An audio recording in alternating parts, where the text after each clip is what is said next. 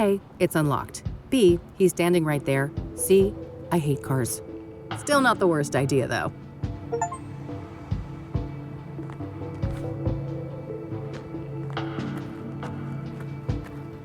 Hey there. How's it going? No time to chat, young lady. I gotta get this old bird up and running. You'll have to come back later. Engine trouble? Can I help? Maybe so. As long as you aren't a complete dimwit. See that toolbox? Yeah, what about it?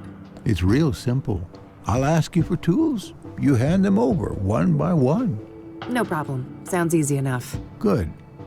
Just don't hand me the wrong thing. That would be an abject disaster.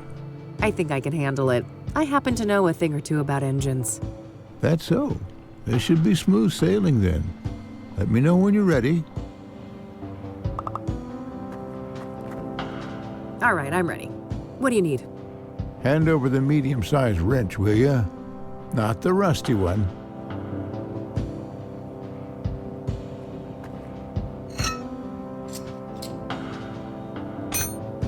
All right. Now something to cut a wire and check the voltage.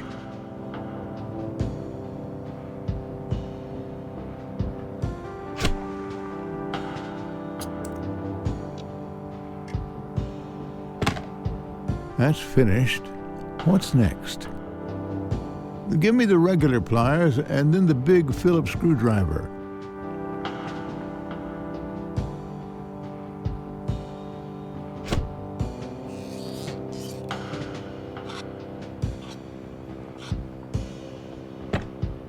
Now I need the key set, the mini wrench, and the other big screwdriver, not the one you gave me before.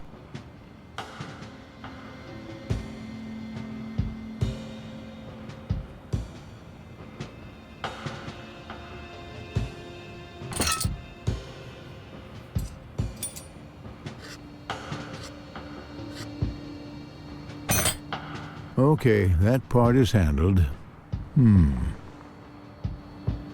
Hand over the rusty wrench, something to bash with, and the small flat screwdriver, will you?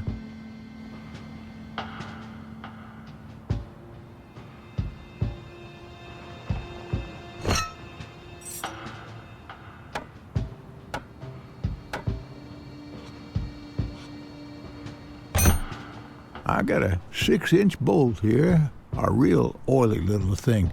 First, I need something to clean it with, and then a tool to grip it properly.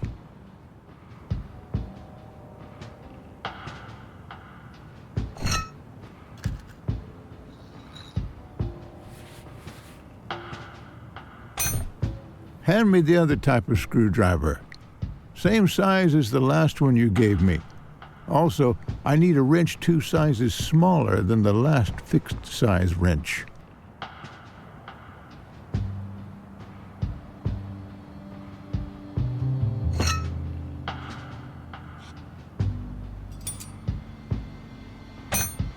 I think that did it. Hit the ignition, lass. Okay, hang on.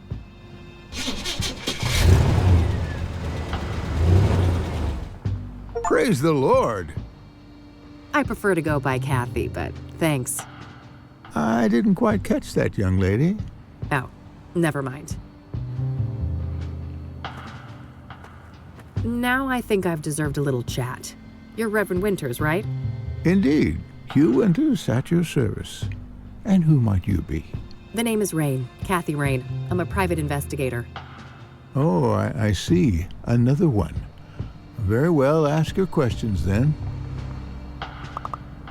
So, the reason I really came here was to ask about the Soothsayer.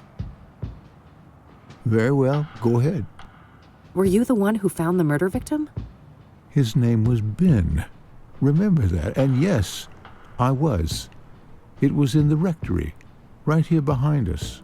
Do you mind if I have a look inside? Yes, I mind. It's my home. But the police already ransacked the place, and we had the whole room refurbished for the reconsecration. I understand. Can you walk me through what happened that night, then? Well, I came back late, after traveling. The front door was unlocked, which is unusual, but not overly alarming. I entered and kept quiet in case Ben was asleep, but it didn't take long for me to notice that his bedroom door was wide open. That's when my eye caught the shadow of his hanging body. I ran up to the doorway and saw him on full display, and, well, I froze from shock. It was immediately clear that there was nothing I could do. He wasn't moving. He wasn't making a sound, and his face was blue. The world didn't make sense until I got my bearings. Took a small step and heard the cracks of broken glass under my shoe. I saw the mirror shards and I realized that he didn't do that to himself. Someone must have done it to him. I carefully backed out of the room, called the emergency services, and they arrived shortly thereafter. Did you notice any other relevant details in the room? No, like I said, I was in shock. My friend was dead, murdered. I needed to get the authorities there, and I had to go pray. Understandable. Who do you think did this to Ben? I don't know. But he had plans to meet someone that night. A lost soul, he said. I never inquired in detail, saw no need to ask more. Now I obviously wish I had. Did Ben keep records of his meetings? He did, but none were found, so I can only assume that the killer disposed of them. Sounds likely. Was there anyone that he was seeing like this regularly? I'm sure. I wouldn't know any specifics. I haven't been involved in that work lately. I see. Thanks. If you don't mind me asking, what was Ben like as a person? I'm glad you asked, because these days most people know him as Ben, the murder victim. Isn't it a tragedy how a man's life's work can be so utterly overshadowed by his final moments? Tragic indeed. Perhaps you can help me get a more nuanced view? I'll try. Ben was a good man, a good Christian, and he always managed to stay optimistic despite leading quite a difficult life. Difficult how? I shouldn't say. He wouldn't want me to share all of his secrets. But trust me, he carried great pain. Fair enough. Did he have any immediate family? No, and he never married. He had distant relatives out of state, but as far as I know, they were estranged. Okay. Next of kin? Never came into play. He had a written will and left everything to charity. Got it. Thanks. What do you know about scrying mirrors? Well, they're pagan instruments used for millennia. It would seem to me they have some ritualistic purpose for the Soothsayer. What makes you say that? Couldn't they just be a signature or a decoy even? No, I was there. That room, it was a place of sacrifice. The view of my departed friend was a monstrous display. I shall never forget it. Care to tell me about your church? Well, the King of Kings is a Catholic church with roots nearly as old as the city itself. These days, we're a fairly small congregation, around 200 active parishioners. I see. So how long have you been a priest here? Coming up on 30 years now. Oh wow, that's a long time. I suppose so, yes. But I've been nothing but content here until the murder, that is. Things will never be the same. Yeah, I can imagine. Have you ever heard of a drug called pyre? I haven't, no. Why would you ask that? Drug tests have shown that the Soothsayer victims had pyre in their bloodstream when they were killed. That's preposterous. Ben wouldn't go near anything like that. He didn't even drink coffee. Covertly drugged then, maybe? Or coerced? Something along those lines. The Ben I knew would never voluntarily abuse narcotics. All right, that's all. I'll let you get back to the repairs. Very well. Take care, young lady. All right, looks like that's all I'll be able to learn about the deacon here today. It's getting late. I better get back to the office so I don't end up missing Josh.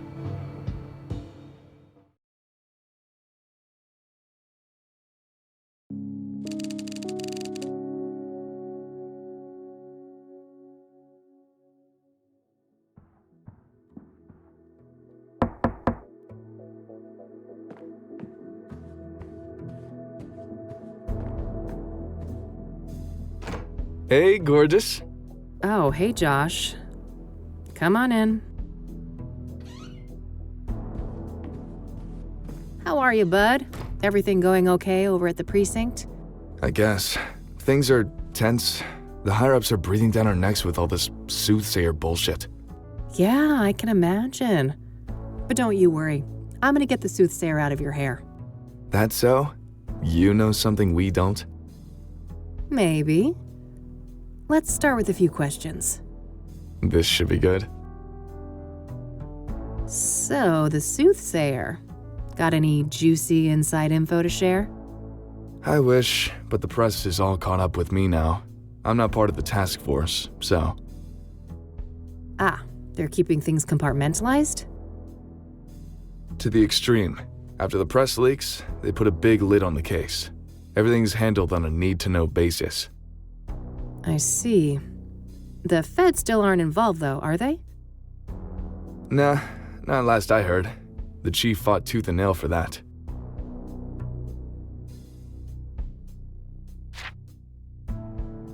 So, you're in the drug unit. You must have heard of Pyre. Yeah, that's an odd one. Novel narcotic, highly hallucinogenic. What is Pyre exactly?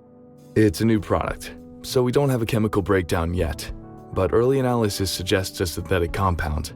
It's usually encapsulated in pills, but supposedly some injected too. What do you know about the origins of Pyre? Less than I'd like. We suspect it's locally made, but that's just our working theory based on the territory we found it in. And what territory is that? Within the city limits and surrounding areas. Do you have any leads on the Pyre dealers? Nope, and not for lack of trying. These fuckers are freaking Houdinis. Every meth head has a story about them stranger than the next. Alien abductions, government experiments, you name it. Huh. What do you think the deal is, personally? My gut feeling is that this is a new actor on the scene, and they're being real careful not to rustle any feathers. Whose feathers? Rival gangs? Yep, my informants tell me that there are some bad people out for blood. They don't like competition. Interesting. Someone told me that Pyre was handed out for free. Is there any truth to that? Yeah, I've heard similar stories. I wouldn't read too much into it, though. Things like that are common business tactics in these circles. What about Pyre being connected to the Soothsayer killings? That's news to me, but they have seniors from narcotics on the task force, so it's possible they're looking at that angle.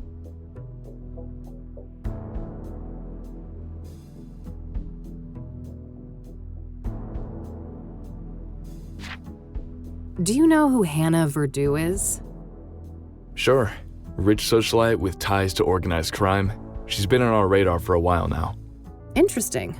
Can you elaborate? I've already said too much. I need to ask you a favor. I've got this print that I need to run. Oh, yeah? This have something to do with the Soothsayer? The less you know, the better, I think. Sounds like a risky proposition. What's in it for me? Well, this girl would be very, very grateful. That's so? Well, if you put it that way... Great. Here it is. Okay. No guarantees, though. And it'll take time. Like I said, things are tense at the station right now. I have faith in you, Josh. Thanks for stopping by. I have some other things I need to deal with now. Already? Aren't you a busy bee? Nightcap before I go? Oh, I wish, but one drink turns into multiple, and this gal ain't got no time for that. You're no fun. Well, later, babe. See ya.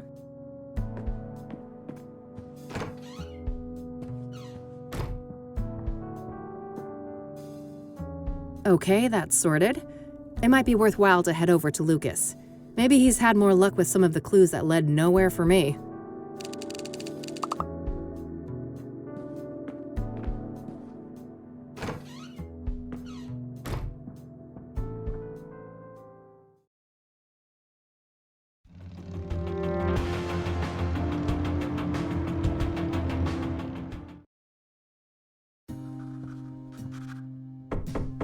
Come on in. Hey, kid, solved the case yet? I wish. I just, happened to be in the neighborhood. Thought I'd stop by. Uh-huh.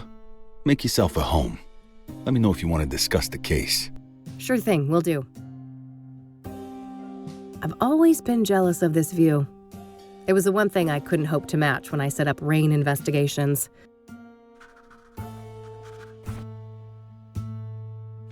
Ugh, I'd love nothing more, but I really shouldn't pick up that nasty habit again. Nope. I've messed around enough with fire and flammable liquids to know that's a terrible idea.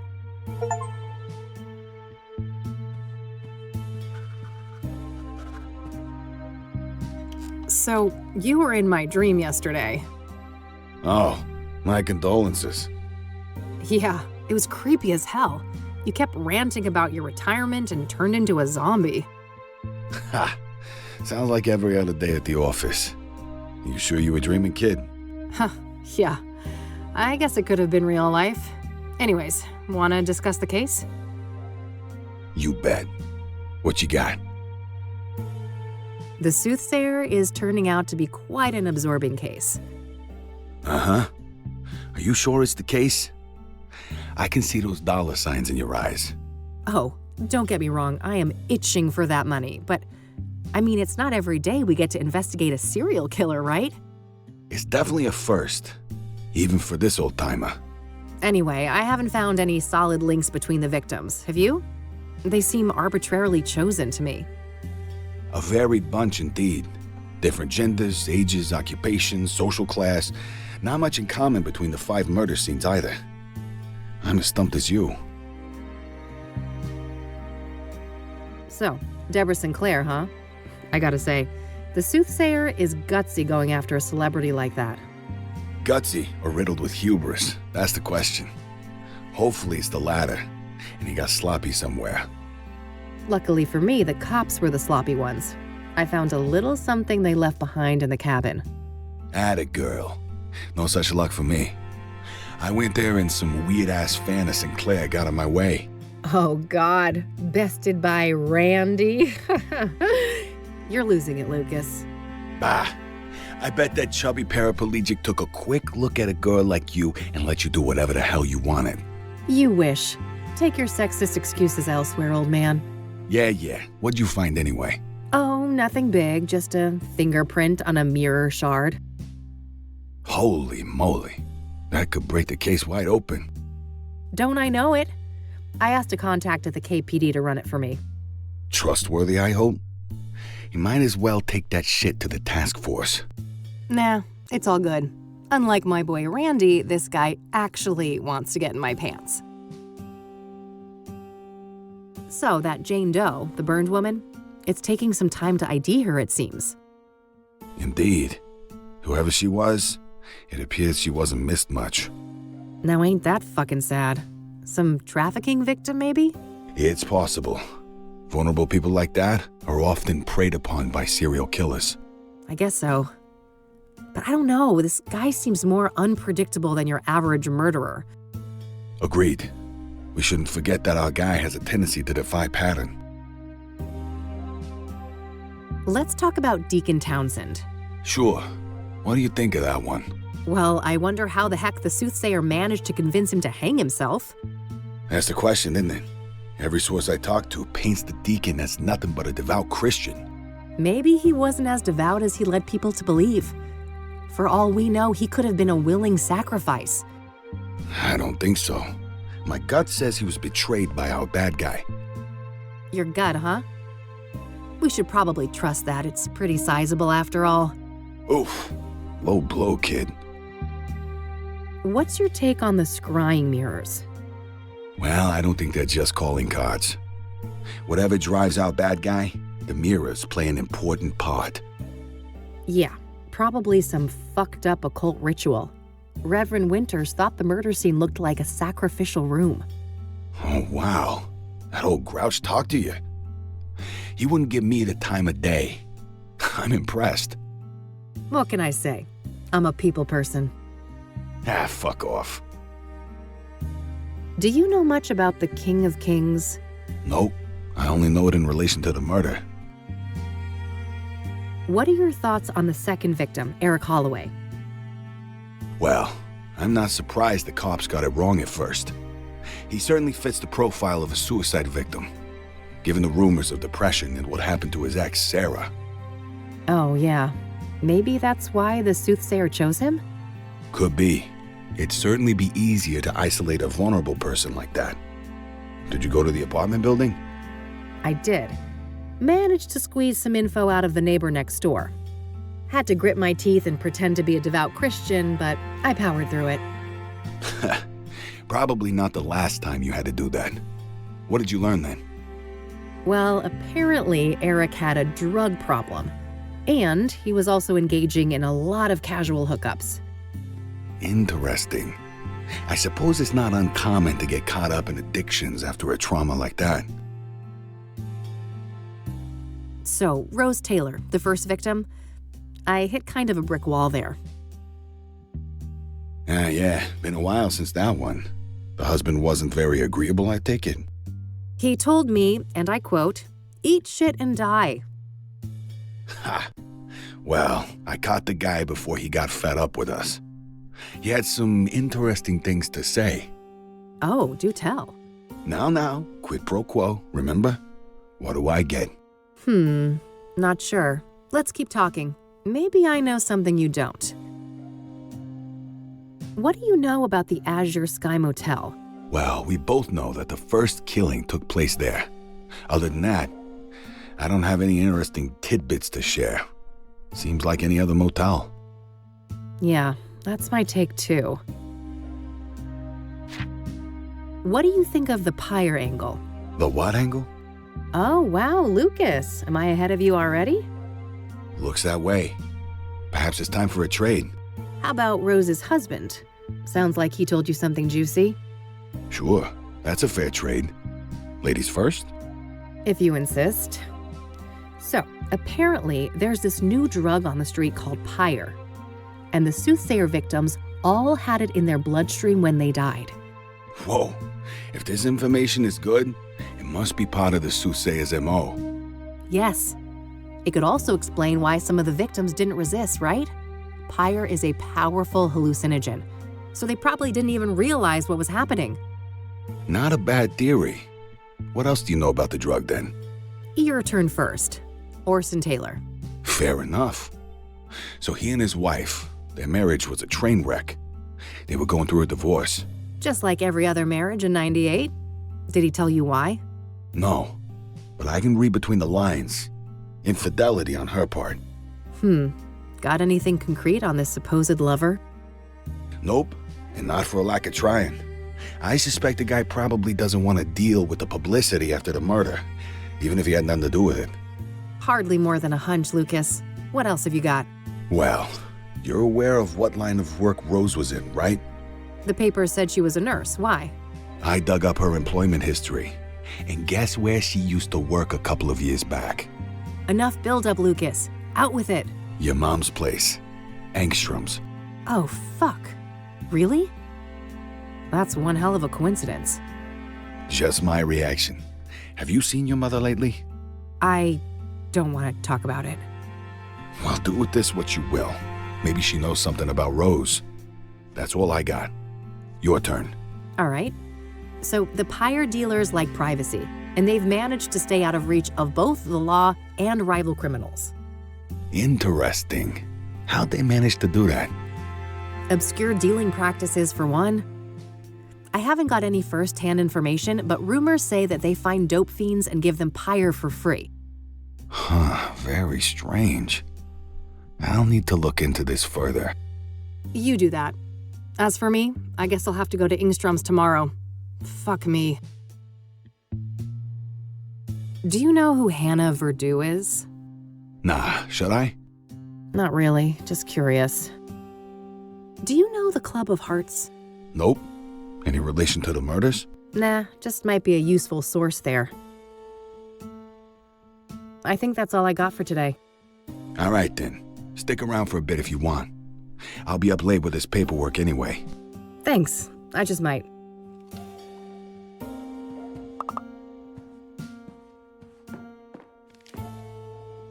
Thanks, Lucas. I need to get some sleep now. Talk another day, yeah? Sure. See you around, kiddo. See ya.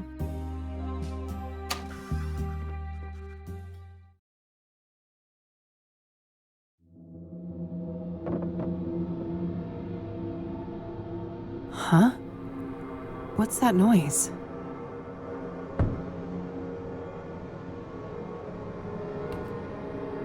Oh, ew, Mildred, gross. Bon appetit, you little monster. I'm going back to bed.